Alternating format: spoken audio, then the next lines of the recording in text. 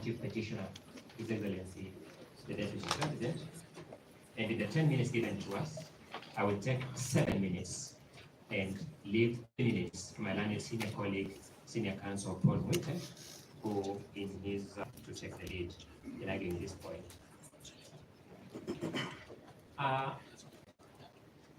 Allow me to begin by juxtaposing 3 constitutional provisions, then pose the challenge that I will ask my lords to retire with for purposes of your consideration.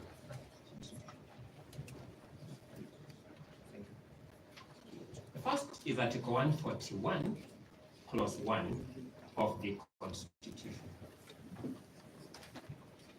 Article 141, Clause 1 of the Constitution provides, and I read, that the swearing in of the President-elect shall be in public before the Chief Justice, or in the absence of the Chief Justice, the Deputy Chief Justice. It's very clear. It says who must do and what will happen in the absence of that person. Article 148, Clause 4 of the Constitution provides, and I quote, the swearing in of the Deputy President-elect shall be before the Chief Justice, or in the absence of the Chief Justice, the Deputy Chief Justice. And in fact, another very clear stipulation of our Constitution of what the Chief Justice can do and what will happen in the absence of the Chief Justice. Then we go to Article 165, Clause 4. I want to emphasize one thing, my lord, my lady. You notice that Article 141, Clause 4, Article 148, Clause 4 come before Article 165, Clause 4. The makers of the Constitution were aware of what would happen in the absence of the Chief Justice while drafting Article 141, Clause 1, Article 148, Clause 4. Let us see what they said at Article 165, Clause 4.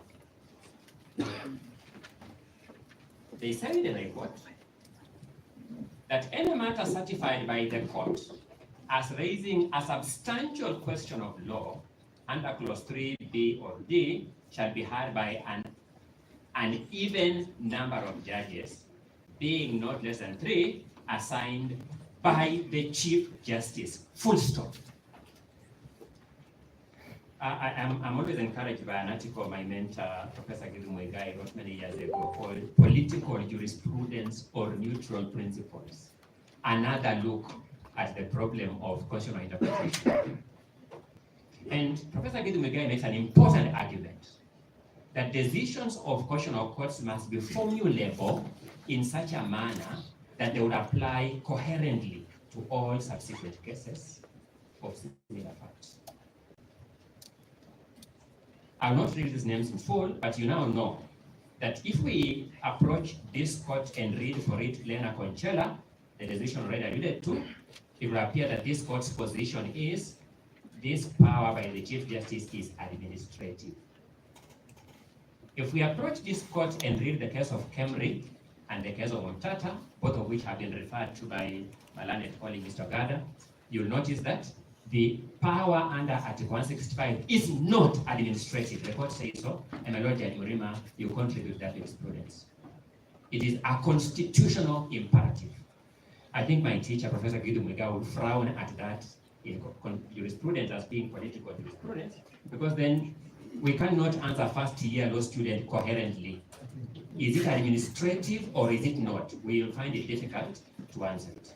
Fortunately for you, as judges sitting here, you are not bound by those previous decisions, and you must come to the correct interpretation of the law in a manner that will address similar cases in the future coherently and without subjecting the judiciary to possible embarrassment.